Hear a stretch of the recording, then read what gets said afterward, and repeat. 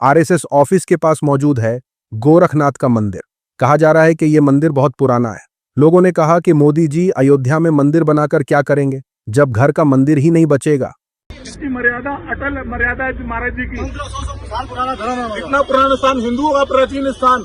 ये मंदिर का इतिहास 1400 साल पुराना है। सन 1947 से हम यहाँ बैठे हैं। सिर्फ और सिर्फ आरएसएस को पार्किंग चाहिए। सिर्फ पार्किंग के चक्कर में इस मंदिर को तोड़ा जाता है। हमने हिंदू को बचाना है, हमने हिंदुओं को बचाना है। हिंदू कहाँ से बचेंगे? ये हमारा मंदिर, ये हमारे मंदिर तोड़ रहे हैं, ये हमारे मंदिर तोड़ रहे मंदिर। सोशल मीडिया पर चल रहा है कि हिंदुओं के लिए यह बहुत शर्म की बात है। जहां जहां इनकी सरकार आ रही है, ये सबसे पहले हिंदुओं के पीछे लगते हैं। साथ ही साथ लोग कहने लगे कि बनारस में हजारों मंदिर जिनका जिक्र पुराणों में है, उन्हें तोड़ दिया गया। जितने मंदिर बीजेपी ने तोड़े, इतिहास में किसी ने नहीं तोड़े। उसी के साथ देखिए मौलाना महमूद असद मदनी के बयान पर क्या चल रहा है। मौलाना महमूद असद मदनी ने जिहाद शब्द को लेकर उठाए जा रहे सवालों पर नाराजगी जताई है। मीटिंग में उन्होंने कहा कि इस्लाम और मुसलमानों के दुश्मनों ने जिहाद जैसे इस्लाम के बेहतरीन फरमान को गलत इस्तेमाल, गड़बड़ी और हिंसा से जुड़े शब्दों में बदल दिया है। इस दौरान मौलाना महमूद मदनी ने कहा कि जब जब जुल्म होगा तब तब जिहाद होगा। मौलाना मदनी ने आगे जिहाद का मतलब बताते हुए कहा, इस्लाम में भी जिहाद का बुनियादी मकसद जुल्म का खात्मा, अमन का कयाम और हक का दिफा है। ताहम यह हकीकत जहन नशीन रहनी चाहिए कि नंबर 1, जिहाद कोई इनफरादी, निजी या इंतकामी कार्रवाई नहीं।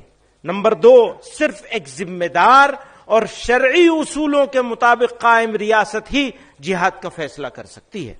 हिंदुस्तान जैसे जमहूरी और सेकुलर मुल्क में जहां इस्लामी रियासत का कोई तस्वुर मौजूद नहीं, वहां जिहाद के नाम पर कोई गुफ्तगू मौजू बहस ही नहीं। मुसलमान आईनी वफादारी के पाबंद हैं। हुकूमत भी शहरियों के हुकूक की हिफाजत की जिम्मेदार है। हुकूमत की जिम्मेदारी है कि वो शहरियों के हुकूक की हिफाजत करे। बजरंग दल के लोगों ने मौलाना महमूद मदनी के इस बयान के खिलाफ प्रोटेस्ट का ऐलान किया। उनके इस बयान को देश विरोधी और हिंदू विरोधी बताया।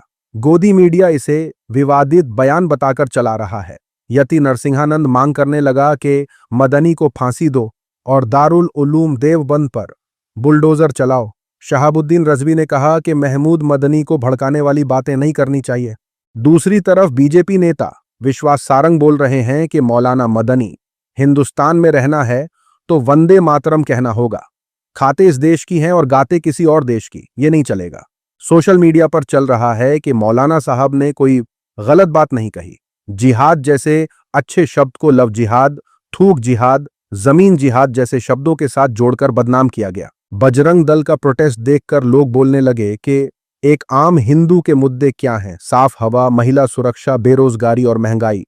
बीजेपी वाले हिंदू के मुद्दे क्या हैं? मौलाना ने यह कहा, मुस्लिम वो खाते हैं और मस्जिदों के सामने जाकर नाचने लगना। बनना है तो असली वाले हिंदू बनो, बीजेपी वाले हिंदू नहीं। लोग बीजेपी नेता से कहने लगे कि तुम्हें खुद संविधान के दायरे में बोलना नहीं आता और दूसरों को सिखाने के लिए खड़े हो गए। पहले तुम खुद तो पालन करो संविधान का। लोगों ने विश्वास सारंग से कहा, हिंदुस्तान में रहना है तो भ्रष्टाचार छोड़ना पड़ेगा सारंग साहब, यानी दूसरों को नसीहत, खुद मियां फजीहत। साथ ही साथ खबर निकल कर आई है राहुल गांधी पर केस के हवाले से। राहुल गांधी के खिलाफ मानहानि यानी डिफेमेशन का केस चल रहा है। आरोप है कि उन्होंने सावरकर के खिलाफ कुछ गलत बयानबाजी की थी।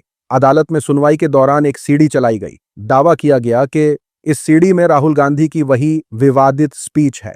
जब लोगों ने टीवी की तरफ देखा तो उसमें कुछ भी नहीं दिखा, यानी सीडी पूरी की पूरी ब्लैंक निकली।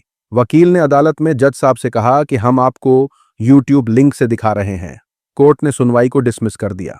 एक डिफेमेशन केस को कॉमेडी शो बना दिया, वो भी भरी अदालत में। सोशल मीडिया पर एनबीटी के पत्रकार रहे शकील अख्तर लिखते कहने लगे, पुणे की अदालत में वीडियो खाली निकला।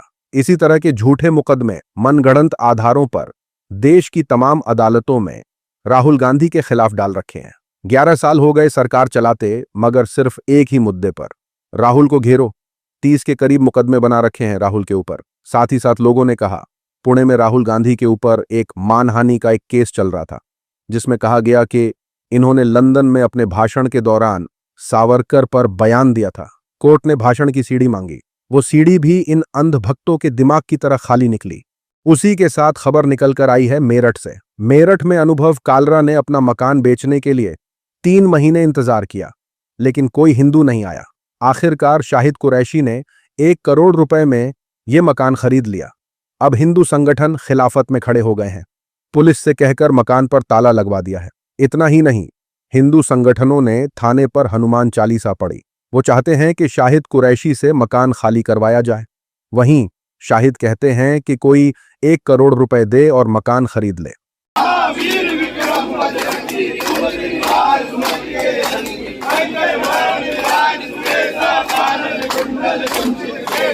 सोशल मीडिया पर चल रहा है कि एक मुस्लिम व्यक्ति ने खरीदा मकान, थाने में किया हिंदू संगठन ने हनुमान चालीसा का पाठ।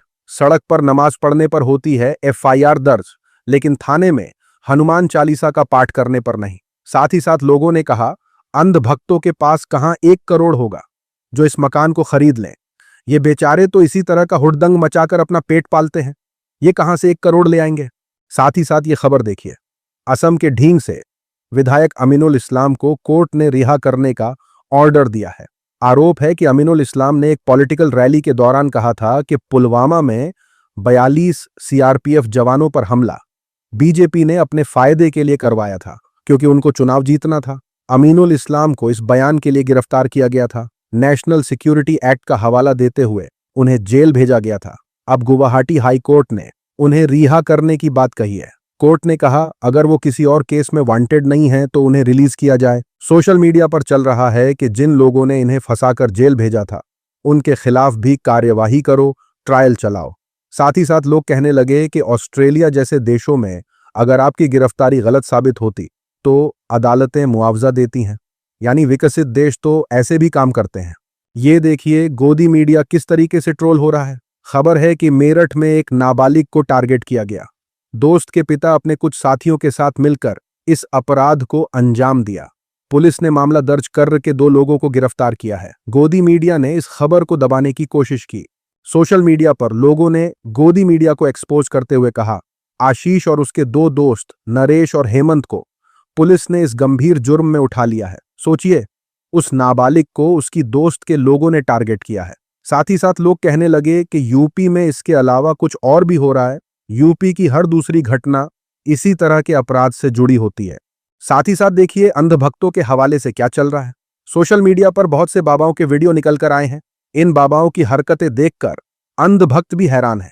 कहा जा रहा है कि देश की आजादी से पहले कोई देवी देवता बचाने नहीं आया, लेकिन अब हर गली में आपको एक बाबा जरूर मिल जाएगा। ये तो सिर्फ शुरुआत है। 2047 तक भारत इतना आगे चला जाएगा कि हर घर में आपको इस तरह का एक बाबा दिखाई देगा। सोशल मीडिया पर लोग बोल रहे हैं कि इन सभी को इंडो चीन बॉर्डर पर भेजा जाए, सारी नौटंकी निकल जाएगी। जनता की मूर्खता देखने लायक है। साथ ही साथ सीनियर पत्रकार अभिसार शर्मा कहने लगे, अगर 1947 में पंडित नेहरू PM न बनते और अंग्रेजों के गुलामों के हाथ में सत्ता आ जाती तो देश का साइंटिफिक टेम्परामेंट ऐसा ही होता। उसी के साथ खबर निकलकर आई है बरेली से। बरेली में सोलर पैनल लगाने वाले शहादत अली को कुछ लोगों ने पीटा और जबरन जय श्री राम के नारे लगवाए। शहादत अली का आरोप है कि उसके साथ काम करने वाले बिक्कू ने कुछ लड़के बुला लिए और साथ मारपीट की। शहादत अली ने बताया कि बिक्कू के साथ उसकी कुछ कहासुनी हो गई थी, जिसके बाद बिक्कू ने अपने जानने वाले बीजेपी नेता की धौंस दिखाई और मुझे मजहब के नाम पर पीटने के लिए लोगों को उकसाया।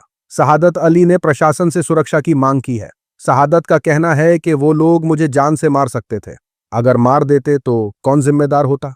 काम तो मैं बरेली में रोज करता हूं, लेकिन मेरी सुरक्षा का क्या, मुझे इंसाफ चाहिए। आधा 1 किलोमीटर खींचते हुए ले गए, गाड़ी पे बैठा के वहाँ पर मुझे मारा और फिर मुझे गली में खींच के ले जाकर वहाँ पे जय श्री राम के नारे लगवाए।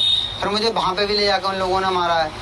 फिर उसके बाद में फिर वहाँ पे ले जाकर मुझे मेरी वीडियो भी बनाई है। सोशल मीडिया पर चल रहा है कि मुसलमानों के लिए हमदर्दी दिखाने वाले नेता लोग कभी मुसलमानों के लिए आगे नहीं आते।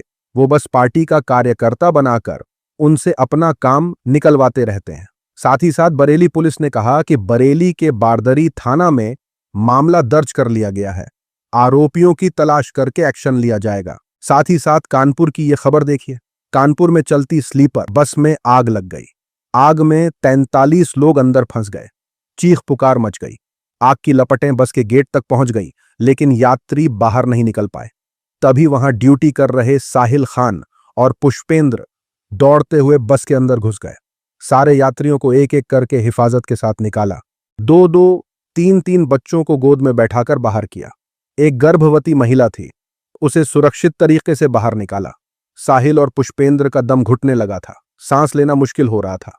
अपनी जान की परवाह किए बिना उन्होंने यात्रियों की जान बचाई। कहा जा रहा है कि अगर 2 मिनट की भी देर होती तो कोई भी यात्री बचता नहीं। गोदी मीडिया में सन्नाटा है। सोशल मीडिया पर चल रहा है कि जहां इंसानियत जग जाती है, वहां धर्म मत सब पीछे छूट जाते हैं। साहिल और पुष्पेंद्र की बहादुरी याद दिलाती है कि असली पहचान हमारा काम होता है। साथ ही साथ लोगों ने कहा, जब जब देश में ऐसे दर्दनाक मौके आए, तब तब फरिश्ता बनकर मुसलमान आए। इस देश में मुसलमानों ने हर मौके पर इंसानियत की मिसाल कायम की है, मगर भाजपा ने जहर घोल दिया है। उसी के साथ ये खबर देखिए, अनुसूचित जाति के शख्स का झूठा पानी मौलाना ने पिया है।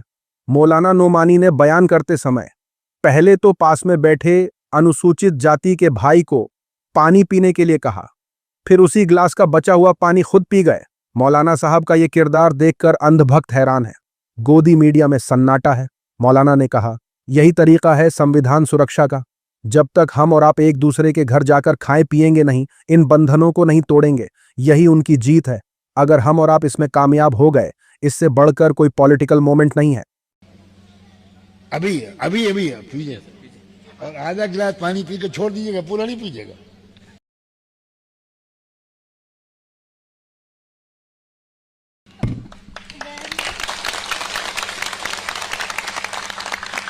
मौलाना नोमानी का ये अंदाज देखकर सोशल मीडिया पर लोग कहने लगे कि बागेश्वर बाबा धीरेंद्र शास्त्री को चैलेंज है, वो कैमरे के सामने ऐसे ही दलित समाज के किसी आदमी का झूठा पानी पीकर दिखाए। साथ ही साथ लोग कहने लगे, मेरा इस्लाम कभी भी छुआछूत करने की बात नहीं करता, बल्कि कहता है कि सबको बराबरी की नजरों से देखो।